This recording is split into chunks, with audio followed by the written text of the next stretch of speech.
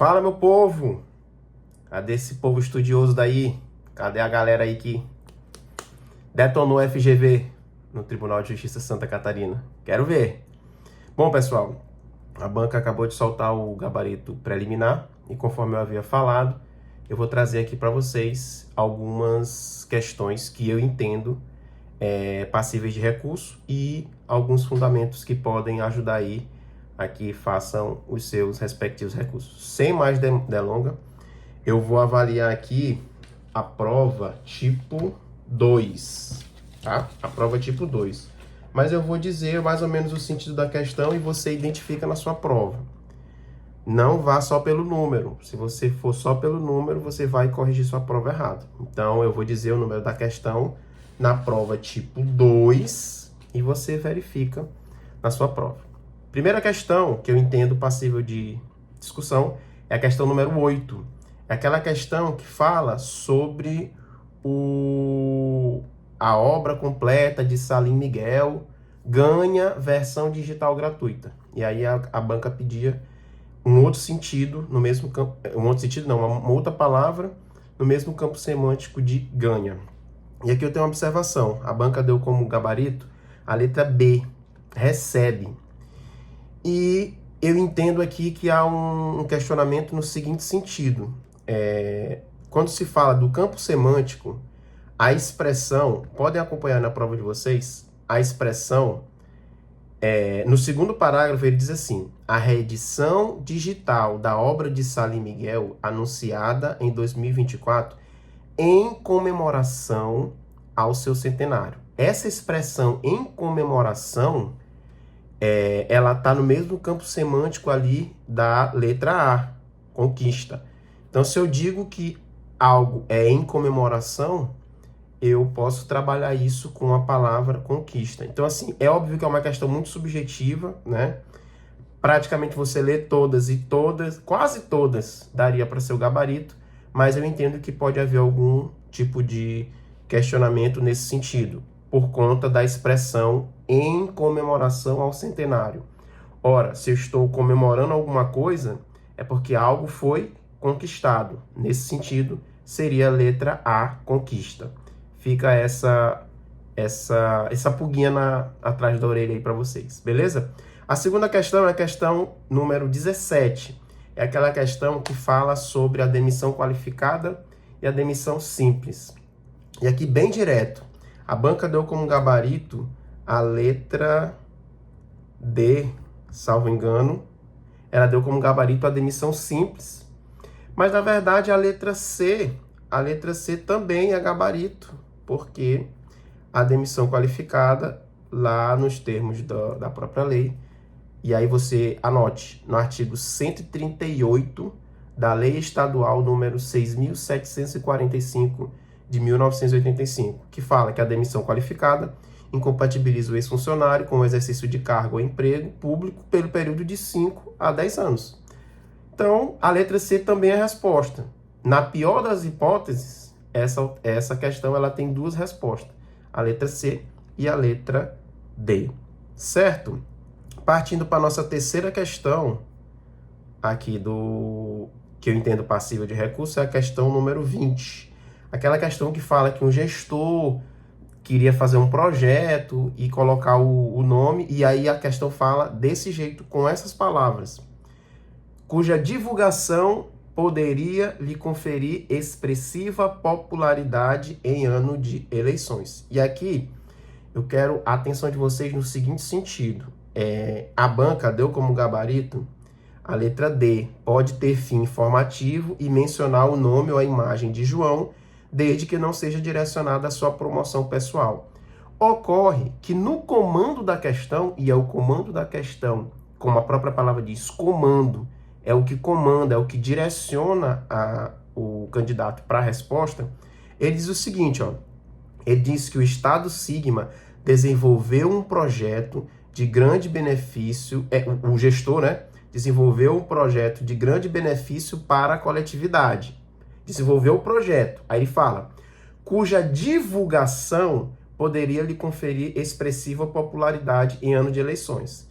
Mas, por finzinho do comando da questão, ele diz assim, ó, Ao analisar os limites impostos pelos princípios constitucionais que regem a administração pública, prestem atenção, o gestor concluiu corretamente que a realização de publicidade do referido projeto, ou seja, ele ficou na dúvida, aí ele concluiu por fim que a realização, concluiu corretamente que a realização de publicidade do referido projeto, aí dá as opções. Perceba que ele fala do referido projeto. Qual era o projeto? Aquele projeto que de grande benefício para a coletividade, que poderia lhe conferir expressiva popularidade em ano de eleições. Ou seja, não é a pergunta ela não foi feita desvinculada do comando da questão.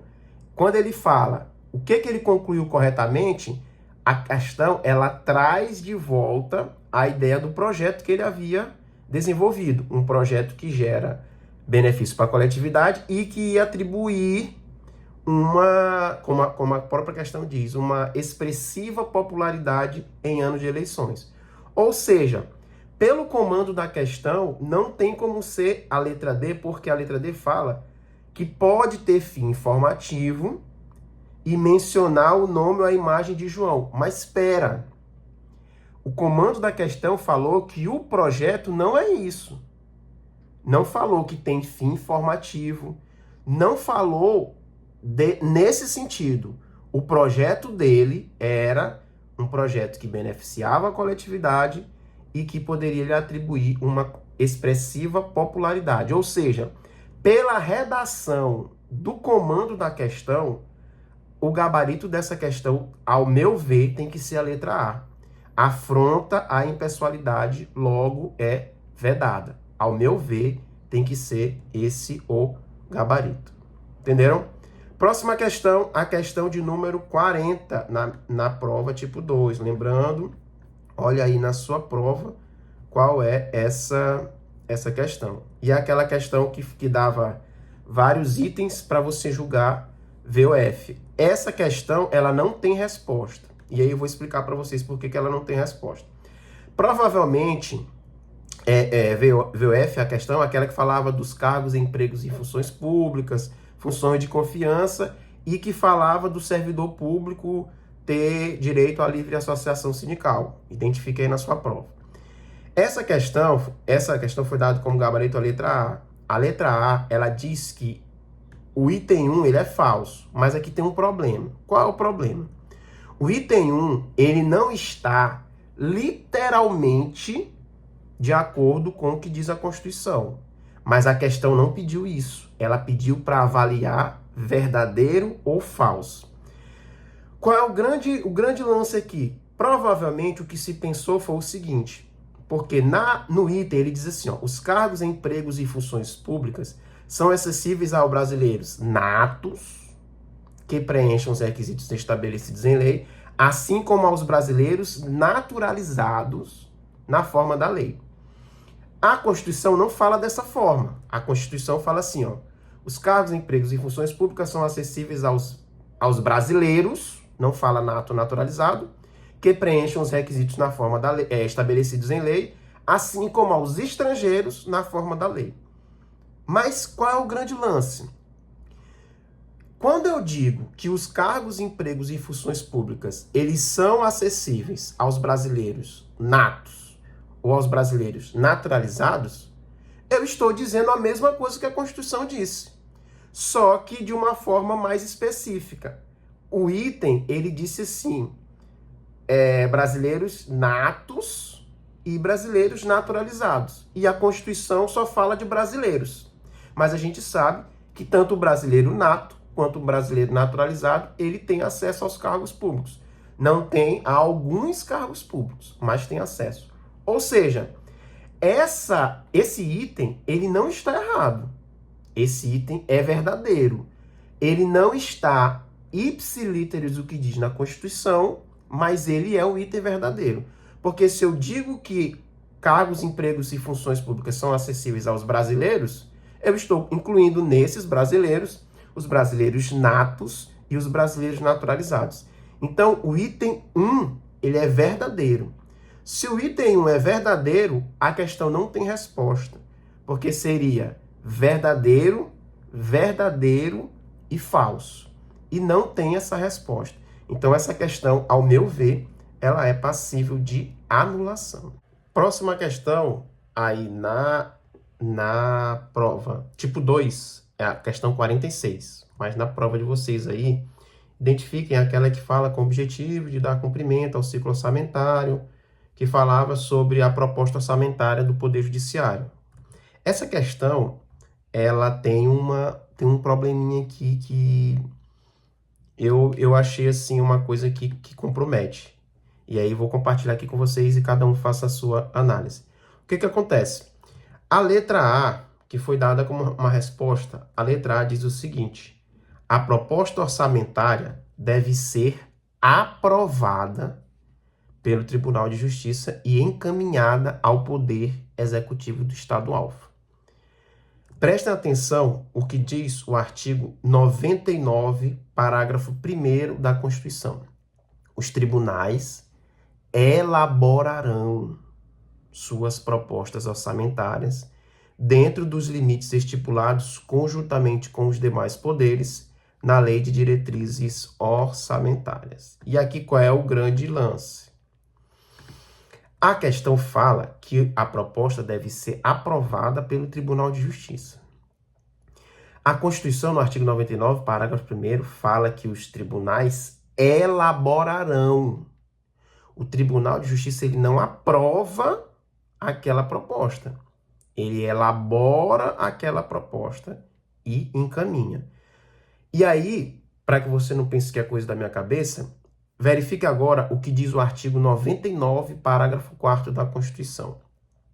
Se as propostas orçamentárias de que trata este artigo forem encaminhadas em desacordo com os limites estipulados na forma do parágrafo 1º, o Poder Executivo, olha esse detalhe, procederá aos ajustes necessários para fins de consolidação da proposta orçamentária anual. Ou seja, se o tribunal elabora aquela proposta e essa proposta está em desacordo com os limites estipulados lá na forma do parágrafo 1º, o que o Poder Executivo vai fazer? Ele vai proceder aos ajustes necessários para fins de consolidação da proposta.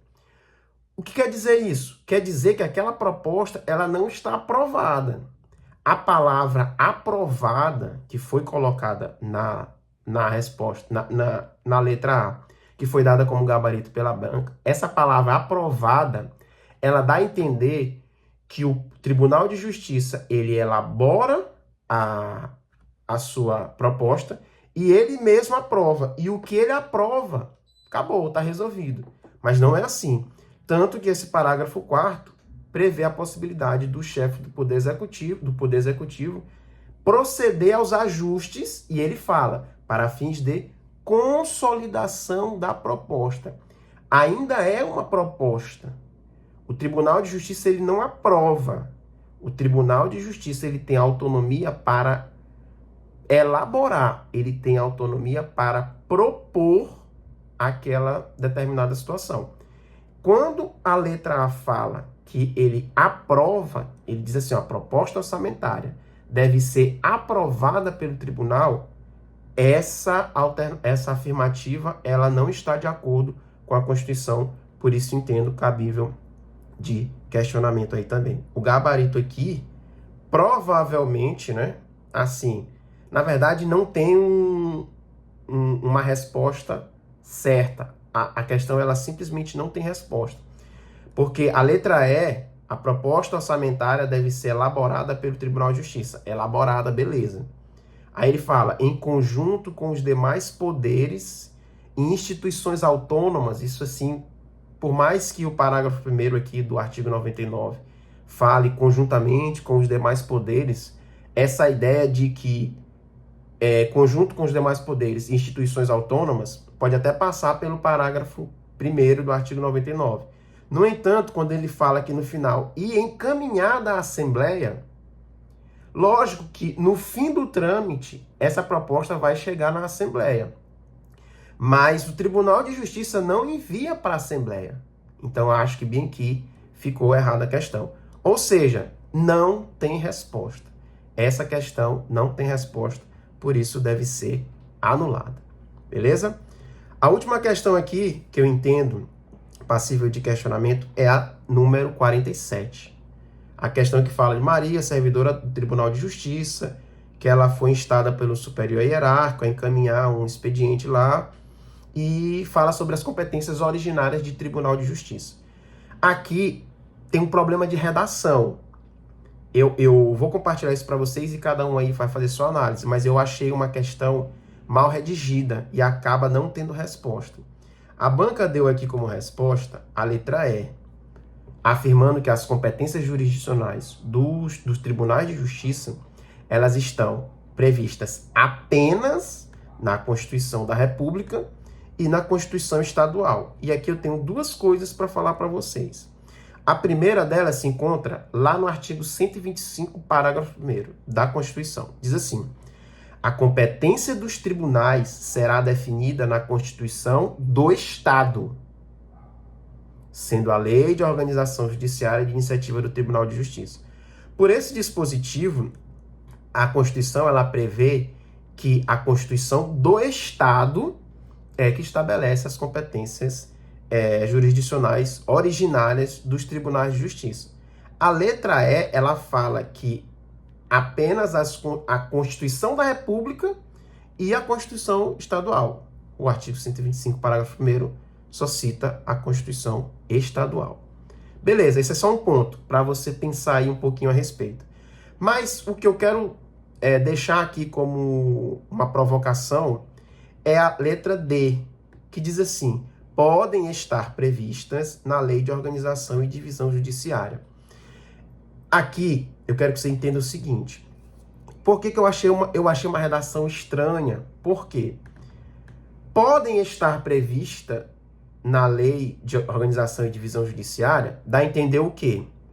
Dá a entender que a competência originária não está sendo instituída pela Lei de Organização Judiciária. Isso não pode. É óbvio que não é uma Lei de Organização Judiciária que vai definir as competências originárias de tribunais. Isso a gente sabe que não. Mas quando ela fala podem estar previstas, a redação ela fica meio truncada. Em que sentido? Ora, se eu sei que na competência do Tribunal de Justiça, a competência do Tribunal de Justiça, ela está lá na Constituição Estadual, por que que isso não pode estar na lei de divisão? Entende? Assim, não estou dizendo para vocês que esse é um fundamento para apresentar recursos, mas eu entendo que ficou uma redação muito subjetiva, muito ampla. Quando eu digo que pode estar prevista, pode estar previsto. Agora, o que não pode, ela não pode ser definida pela Lei de Organização Judiciária. Óbvio que não. Se ela dissesse assim, ó, podem ser definidas, podem ser estabelecidas pela lei, não pode. Agora, podem estar previstas lá, ora, imagine que a Lei de Organização apenas reproduziu o que está na Constituição. Então, ficou algo meio truncado assim, que eu deixo aqui para que vocês façam a avaliação de vocês. Bom, pessoal, essa aqui é uma avaliação que eu faço a respeito das questões passíveis de recurso aqui na questão, ao cargo de técnico judiciário do Tribunal de Justiça de Santa Catarina. Essas são as minhas impressões sobre o gabarito. Se porventura vocês enxergarem alguma outra situação, alguma outra percepção aí a respeito das questões, deixem aí nos comentários, né?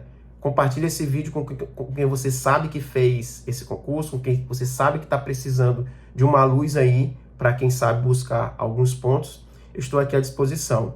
Se você tem uma outra questão que eu acho que você entende que cabe recurso, me mande também. Você pode mandar também lá pelo Instagram.